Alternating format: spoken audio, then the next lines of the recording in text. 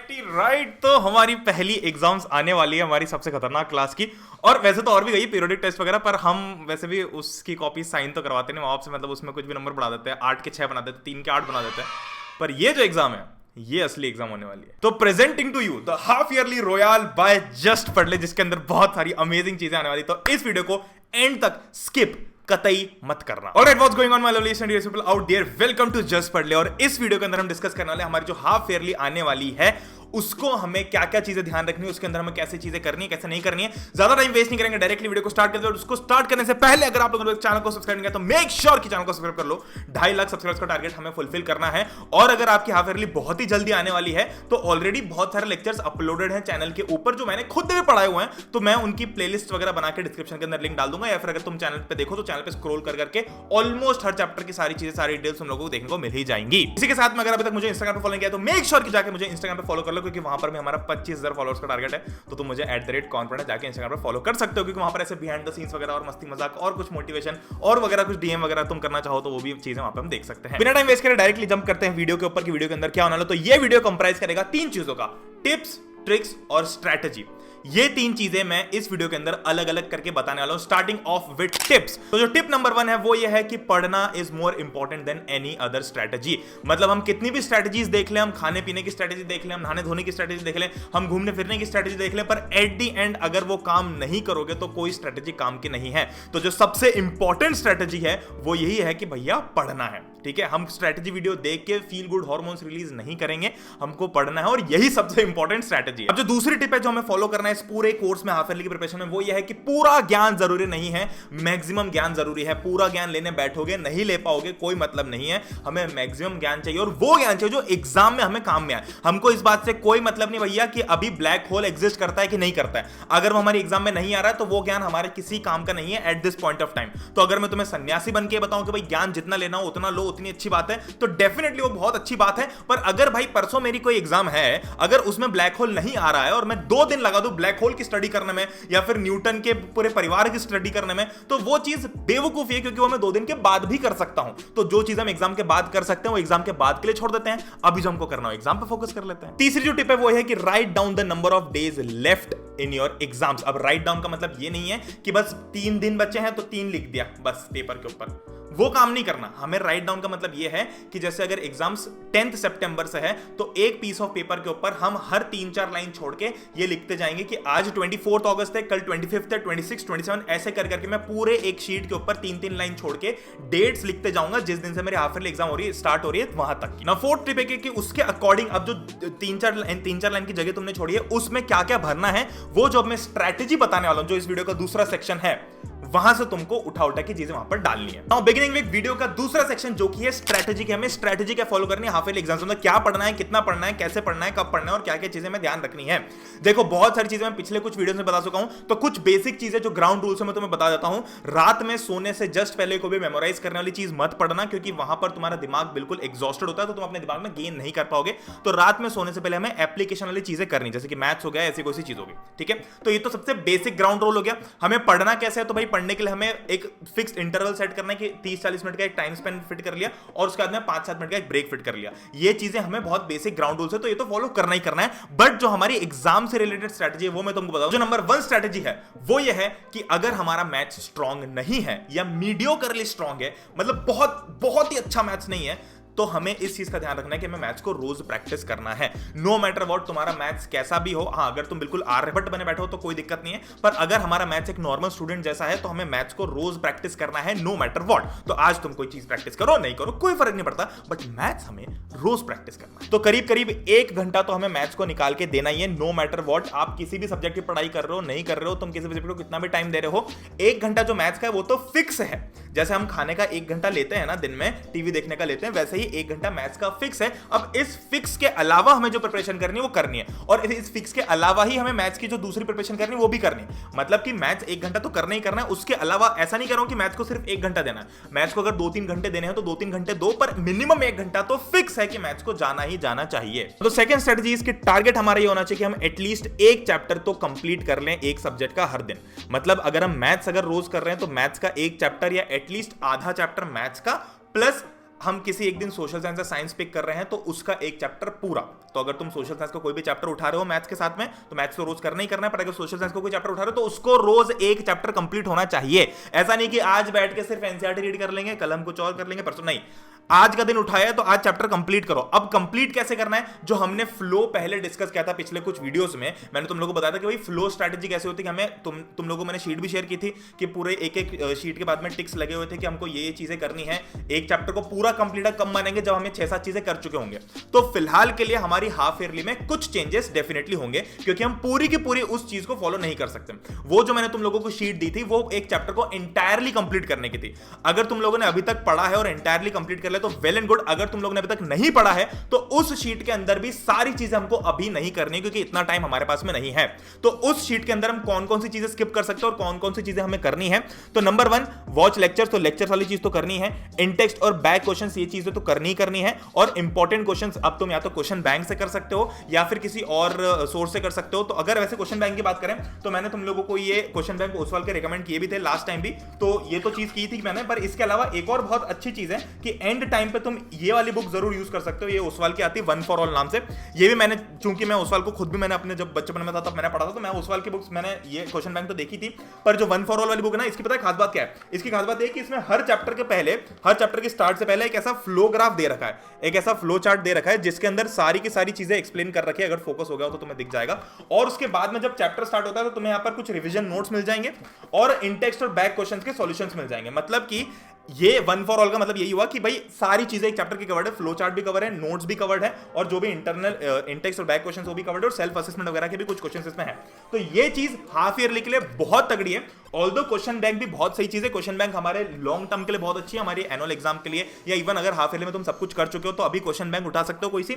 But अगर तुम्हें अभी तक कुछ भी नहीं पता है तो क्वेश्चन बैंक के अंदर बहुत सारे क्वेश्चन होंगे, तो उसकी बजाय हम वन फॉर ऑल भी ले सकते हैं। तो डिस्क्रिप्शन में तुम्हें अमेजॉन के लिंक दे दूंगा। रिकमेंड तो ये करता हूं कि दोनों उठा लो एक साथ ही, बार बार का टंटा खत्म करो, या फिर अगर नियर बाय किसी स्टोर में अवेलेबल तो वहां जाके देख लो। बट हाँ, अमेजॉन की भी लिंक नीचे डिस्क्रिप्शन में, तो वन फॉर ऑल और ये जो क्वेश्चन बैंक है दोनों ही चीजें तुम्हें वहां से मिल जाएंगी। तो कुल मिला के वो जो फ्लो था, उस फ्लो के अंदर हमें अभी फिलहाल सिर्फ 4 चीजों पे ध्यान देना है। लेक्चर देखने पे, इन टेक्स्ट और बैक क्वेश्चंस करने पे, और उसके साथ में कुछ पीवाईक्यूज है इंपॉर्टेंट क्वेश्चंस करने पे, जो कि तुम इन बुक्स के थ्रू कर सकते हो।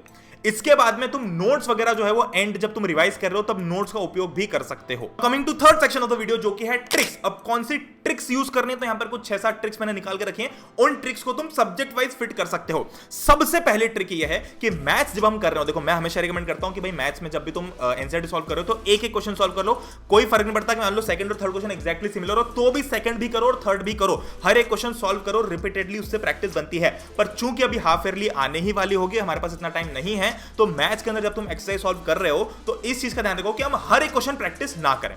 हम वो कुछ क्वेश्चन प्रैक्टिस कर लें जो ऑलमोस्ट सिमिलर दिख रहे हो, उनको हम स्किप कर सकते हैं। पर फिर भी इस चीज का ध्यान रखना कि हम मैक्सिमम क्वेश्चंस को स्किप ना कर रहे हो, मतलब कि 60-70% क्वेश्चंस हम करें और 30-40% क्वेश्चंस ही हम स्किप करें। ऐसा नहीं कि भाई 30-40% 3-4 क्वेश्चन करके बैठ गए, एक्सरसाइज में 15 क्वेश्चन थे तो हम 3-4 कर लेते हैं, बाकी 15 छोड़ देते हैं। वो चीज हमें कतई नहीं करना है। सेकंड, मैथ्स जब भी हम सॉल्व कर रहे हो, मैथ्स की जब एनसीईआरटी हम सॉल्व कर रहे हो, तो उसमें एक चीज ध्यान रखना कि जब भी तुम क्वेश्चंस करते जा रहे हो तो एनसीईआरटी के अंदर 2-3 शेप्स अपने खुद के डिफाइन कर लो। 3 शेप्स कौन कौन से तुम्हें यूज करने चाहिए। पहला शेप तो इसलिए कि तुम्हें वो क्वेश्चन तुमने अटेम्प्ट किया और पहली ही बार में हो गया, तो उसके लिए तुम टिक यूज कर सकते हो, एक टिक मार्क लगा सकते हो क्वेश्चन के ऊपर। सेकंड शेप तुम सर्कल यूज कर सकते हो। सर्कल मतलब कि तुमने किसी क्वेश्चन को अटेम्प्ट किया और वो तुम्हें पहली बार में नहीं हुआ, मतलब वो क्वेश्चन बिल्कुल फ्लुएंसी से नहीं हुआ, तुमने उसके ऊपर सोचा, बैठ के विचार किया, बहुत सारा सोचा कि क्या कर सकते क्या नहीं कर सकते, और तब जाके वो क्वेश्चन हुआ, तो वहां पर तुम एक सर्कल मार्क कर सकते हो। और तीसरा एक क्रॉस या फिर कोई भी दूसरा शेप, रेक्टेंगल, स्क्वायर, जो भी तुम्हें अच्छा लगे वो यूज कर सकते हो। वो ये डिनोट करेगा कि भैया मैंने इस क्वेश्चन को अटेम्प्ट किया और मुझसे बिल्कुल भी नहीं हुआ, तो मैंने इसका कहीं और से सोल्यूशन देखा या फिर कहीं से मैंने किसी दोस्त वगैरह से पूछा। ठीक है, तो एक जो हो गया टिक, यानी कि मुझे क्वेश्चन कंप्लीटली आ गया, मुझे किसी की हेल्प की जरूरत नहीं लगी, मैंने फटाफट जैसे क्वेश्चन देखा और वैसे इसका सॉल्व कर दिया, वैसे फटाफट सॉल्व कर दिया। तो वहां पर हम एक शेप लगा देंगे, यानी कि टिक लगा देंगे, क्वेश्चन मार्क मतलब टिक मार्क लगा देंगे क्वेश्चन के ऊपर। सेकंड शेप तुम सर्कल यूज कर सकते हो कि भाई लेट्स से क्वेश्चन नंबर 4 में कर रहा हूं और क्वेश्चन नंबर 4 मैंने जब किया, दिमाग लगा रहा हूं मैं थोड़ा सा उसमें, मुझे एक्जैक्टली फटाफट नहीं आ रहा है वो, थोड़ा मैंने सोचा, थोड़े कंसेप्ट रिवाइज किए, मुझे 5-7 मिनट लगे, तब जाके वो क्वेश्चन सॉल्व हुआ, तो उस क्वेश्चन नंबर 4 के ऊपर हम सर्कल मार्क कर देंगे। और लेट्स से क्वेश्चन नंबर 7 कर रहा हूं मैं किसी भी एक्सरसाइज का, अब वो क्वेश्चन नंबर 7 मुझसे बिल्कुल ही नहीं हुआ, तो या तो मैंने उसका इंटरनेट पे सॉल्यूशन देखा या फिर मैंने किसी किसी दोस्त वगैरह से पूछा, किसी टीचर से पूछा, तो उस क्वेश्चन के ऊपर हम किसी तीसरे शेप का उपयोग कर देंगे। अब जब तुम लास्ट में रिवाइज कर रहे होगे ना एग्जाम के एक दिन पहले, तब हमें टिक वाले क्वेश्चंस को स्किप कर सकते हैं, क्योंकि ये तो तुम्हें बहुत ही फ्लुएंटली आ गए। हमें मेनली उस सर्कल वाले और वो रेक्टेंगल वाले क्वेश्चंस को देखना है, ठीक है। कि सर्कल वाले क्वेश्चन जो मैंने उस टाइम पे दिमाग लगाया था, अभी भी क्या मुझे उतना ही दिमाग और उतना ही टाइम लगाना पड़ रहा है, वो चीज हम मेक श्योर करेंगे। और जो रेक्टेंगल में हमने डाला था ना कि हमने नेट पे इसका सॉल्यूशन देख लिया, या फिर क्रॉस वाला जो भी तुमने शेप यूज किया हो, तो तुमने नेट पे सॉल्यूशन देख लिया, किसी दोस्त से पूछ लिया, तो क्या वो एग्जाम के एक दिन पहले तक भी तुम्हें याद है या नहीं है, वो चीज वहां पर टेस्ट हो रही होगी। तो इसलिए एग्जाम टाइम पे रिवीजन में हमारा यहां पर टाइम बहुत सेव होगा कि हम एक एक क्वेश्चन तक वापस प्रैक्टिस नहीं करने बैठेंगे। जो टिक मार्क वाले क्वेश्चन है वो हम स्किप कर देंगे, और जिन क्वेश्चन में हमने दिमाग लगाया या थोड़ा एफर्ट्स लगाया, थोड़ा टाइम लगाया, या फिर हमने किसी दोस्त से पूछा, सिर्फ वही क्वेश्चन हम उस टाइम पे कर रहे होंगे। थर्ड ट्रिक ये है कि सारे चैप्टर्स की पूरी एनसीईआरटी रीड करना अभी पॉसिबल नहीं है, तो जो बड़े बड़े चैप्टर्स हैं उनकी हम फुल एनसीईआरटी रीडिंग अभी स्किप कर सकते हैं। तुम नोट्स वगैरह का यूज कर सकते हो। मैं ट्राई करूंगा कि जितने भी नोट्स पॉसिबल है पढ़ की वेबसाइट पर सारे के सारे आ जाए। देखो उस पर बहुत तेजी से काम चल रहा है। या फिर तुम ये जो मैंने वन फॉर ऑल बताया, इसके अंदर से भी जो नोट्स दे रखे हैं तुमको फ्रंट पेज पे, उनका तुम उपयोग कर सकते हो। पर जो चैप्टर्स छोटे हैं, जैसे कि इकोनॉमिक्स के कुछ चैप्टर्स जो बहुत छोटे हैं, तो उनको तो तुम रीड कर ही सकते हो। तो वहां बहाना मत बनाना कि भैया मैं तो रीड ही नहीं कर रहा एनसीईआरटी। तो एनसीईआरटी रीड करना डेफिनेटली सबसे ज्यादा इंपॉर्टेंट काम है, और एनसीईआरटी रीड कर लो तो उससे अच्छा कुछ भी नहीं है। बट अभी टाइम की कमी होने के कारण हम एनसीईआरटी रीड करने बैठे हैं और 2 दिन तक बस एनसीईआरटी लगातार रीड कर रहे हैं, तो वो भी अगेन एक बेवकूफी होगी, ठीक है। तो हमें बेवकूफ नहीं बनना, हमें समझदार बनना है। अब चौथी ट्रिक ये है कि जो लैंग्वेज हमारे लैंग्वेज सब्जेक्ट है, इंग्लिश या हिंदी हो गया, उनके भले तुम अगर ऐसा सोच रहे हो कि एक दिन पहले पढ़ना हो तो वेल एंड गुड, तुम्हारे हिसाब से तुम वो देख लो। बट मैं रिकमेंड करता हूं कि एटलीस्ट उनके वीडियोस देखना स्टार्ट कर दो। बहुत सारे चैप्टर्स ऐसे हैं जो हमने बिल्कुल नहीं पता, हमको इसकी स्टोरी बिल्कुल नहीं पता, तो एटलीस्ट जो लैंग्वेज या इंग्लिश और हिंदी हो गए, इनके जो भी चैप्टर्स हैं, इनके यूट्यूब पे वीडियोस, अगर कहीं कहानी मिल जाए, किसी दोस्त से कहानी के फॉर्म में उसको सुन लो, तो वो सुनना स्टार्ट कर दो, उसमें डिले मत करो, ताकि जब एग्जाम के एक दिन पहले तुम उस चैप्टर को रीड करो ना, तुम्हें एटलीस्ट ये तो पता हो कि इसकी स्टोरी क्या है, इसके अंदर कैरेक्टर्स कौन कौन है, इसके अंदर क्या चीज हो रही है, क्या चीज नहीं हो रही है। उस टाइम तुम बिल्कुल जीरो पे ना खड़े हो, इस चीज का ध्यान रखो। तो इसलिए make sure that you start watching the videos for your language subject. अब देखो एक और ट्रिक बता दूं कि कोई भी क्वेश्चन प्रैक्टिस करने से पहले, चाहे वो कोई भी सब्जेक्ट का हो, साइंस हो, सोशल साइंस हो, मैथ्स हो, किसी भी, अगर तुमने देखो लेक्चर देख लिया, अब उसके बाद में मैं तो ये कहता हूं कि इनटेक्स्ट और बैक क्वेश्चंस करने से भी पहले, अगर तुम्हारे टीचर ने स्कूल के अंदर कोई क्वेश्चंस की लिस्ट दे रखी है, इंपॉर्टेंट क्वेश्चंस दे रखे हैं, तो उनको तो भैया याद करना ही करना है। भले तुम कुछ करो नहीं करो, तुम नहाना धोना छोड़ दो, खाना पीना छोड़ दो, पर एटलीस्ट वो जो क्वेश्चंस टीचर्स ने दे रखे हैं वो तो करना ही करना है। क्योंकि अगर तुम एक बहुत ही एवरेज से भी कम स्टूडेंट हो, लोअर एवरेज स्टूडेंट हो, तो भी वो क्वेश्चंस तुम्हें पास करवा सकते हैं इजीली। और अगर तुम टॉपर स्टूडेंट भी हो तो भी तुम्हें श्योरिटी रहेगी कि हाँ, ये क्वेश्चंस में से एग्जाम के अंदर आने की प्रोबेबिलिटी बहुत ज्यादा है।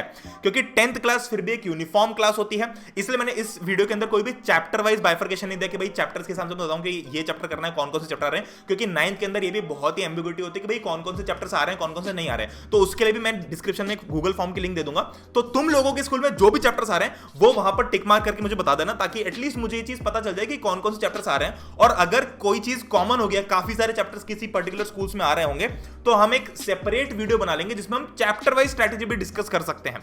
क्योंकि अभी मेरे पास डेटा अवेलेबल नहीं है कि क्योंकि हर स्कूल में अलग अलग चैप्टर्स आ रहे हैं, हर स्कूल में अलग अलग चैप्टर्स आ रहे हैं, तो मेरे पास में इनफ डेटा अवेलेबल नहीं है। तो इसलिए वो फॉर्म अगर तुम फिल आउट कर पाओ तो बहुत ही मेहरबानी होगी, बहुत ही अच्छा होगा, ताकि मैं आगे वीडियो बनाऊं तो मैं बहुत अच्छे डेटा के ऊपर कलेक्ट कर पाऊं अपने स्ट्रेटेजी। और जो नेक्स्ट और लास्ट ट्रिक है वो ये है कि जो मैंने स्ट्रेटेजी बताई और जो फ्लो मेथड बताया उसको हमें स्किप नहीं करना है। तो हम कोई भी भैया लेक्चर देख लेंगे, उसके बाद में जो टीचर ने क्वेश्चंस दे रखे हैं हमें, वो तो पक्के बिल्कुल याद कर लेंगे, कंठस्थ कर लेंगे। उसके बाद में फिर हम बैक एक्सरसाइज इंडेक्स क्वेश्चंस कर लेंगे, और फिर अगर हमें बिल्कुल अच्छी पकड़ चाहिए तो हम क्वेश्चन बैंक और ये जो वन फॉर ऑल इसमें जो क्वेश्चंस दे रखे हैं वो क्वेश्चंस हम प्रैक्टिस कर लेंगे। तो कुल मिला के एक चीज तो मैं बता दूं वीडियो एंड करने से पहले, वो ये है कि ये जो मैंने चीजें बताई ना, ये सब है बहुत बेसिक, पर ये सबसे ज्यादा काम की चीजें हैं। अगर तुम इन चीजों को बहुत अच्छी तरीके से कर लेते हो तो तुम्हें कोई नहीं रोक सकता हाफ ईयरली में अच्छे नंबर लाने से। एक डिस्क्लेमर और मैं देना चाहता हूं वीडियो एंड करने से पहले, वो ये है कि class 9th is already the toughest class of your life till date. अब एक पैटर्न और हम देखते हैं कि हमेशा जनरली ऐसा होता है कि जो हमारी फाइनल एग्जाम्स होती है, एनुअल एग्जाम्स होती है, उससे कहीं ज्यादा डिफिकल्ट हमारी हाफ ईयरली एग्जाम्स होती है। तो ऑलरेडी एक डिफिकल्ट क्लास है और इसके अंदर तुम हाफ ईयरली की तैयारी करो तो हाफ ईयरली और डिफिकल्ट है। मतलब मैं difficult not in terms of content बोल रहा हूं, but difficult in terms of कि तुम्हें अभी चीजें समझने में थोड़ा टाइम लगेगा, हमको कैसे कैसे पढ़ना है। तो ये जो हाफ ईयरली है, this is the preparation for your final exams, और जो फाइनल एग्जाम्स है वो प्रिपरेशन है तुम्हारी क्लास 10th बोर्ड्स के लिए, ठीक है। तो ये प्रिपरेशन का भी प्रिपरेशन है, तो इस चीज को बहुत ज्यादा सीरियसली रिजल्ट को मत लेना, मतलब रिजल्ट को ज्यादा दिल पे मत लेना कि रिजल्ट अगर अच्छा नहीं आया इसका जैसा भी आए, पर इसका मतलब ये भी नहीं कि हम इसमें लड़ना छोड़ दें। तो लड़ना तो है ही है, और देखो डांट तो पड़ी जाएगी। ये माँ बाप नहीं सुनने वाले वाली बात कि भैया तुम्हारी प्रिपरेशन है या प्रणय भैया ने ऐसा बोला था वैसा बोला था, उनको बस नंबर चाहिए, टीचर्स को भी बस नंबर चाहिए, तो हम नंबर्स ला सकते हैं, तो हम नंबर्स लेके आएंगे। तो with that being said, I hope you guys enjoyed this video. हम लोग मिलते हैं नेक्स्ट वीडियो के अंदर। अगर गूगल फॉर्म नीचे डिस्क्रिप्शन में लिंक है वो फिल कर पाओ तो बहुत अच्छी बात है, मैं ज्यादा डेटा के ऊपर थोड़ी स्टडी कर पाऊंगा और उस हिसाब से एक वीडियो बन पाएगा जिसमें हम प्रॉपर स्ट्रेटजी डिस्कस करेंगे। But with that being said, तब तक के लिए all the very best for your half yearly exams. मैंने यहां पर जो टाइम टेबल बनाया, जो थोड़ी बहुत भी स्केड्यूल तुम लोगों के लिए दिया है, वो ये सोच के दिया है कि तुम्हारी जो एग्जाम्स है वो 10 से 15 सितंबर के बीच में स्टार्ट हो रही होंगी, ठीक है। तो इस स्ट्रेटजी को फॉलो कर लेना, तुम्हारी हाफ ईयरली एग्जाम्स बहुत अच्छी तरीके से निकल जाएंगे। दैट बीइंग सेड, हम लोग मिलते हैं नेक्स्ट वीडियो के अंदर। अगर चैनल पर तो मेक श्योर कि सब्सक्राइब कर दो, डिस्क्रिप्शन में जो भी लिंक्स है उन चीज को फॉलो कर लो, कमेंट वगैरह जो भी तुम्हें करना हो बहुत अच्छे से करना, इस वीडियो को लाइक डेफिनेटली करना, सब्सक्राइब जरूर कर देना चैनल को। मुझे इंस्टाग्राम पे फॉलो नहीं किया तो मुझे जाकर इंस्टाग्राम पे फॉलो कर देना @कौन प्रणय। मिलते हैं नेक्स्ट वीडियो के अंदर, तब तक के लिए गुड बाय, टेक केयर, जय हिंद, वंदे मातरम।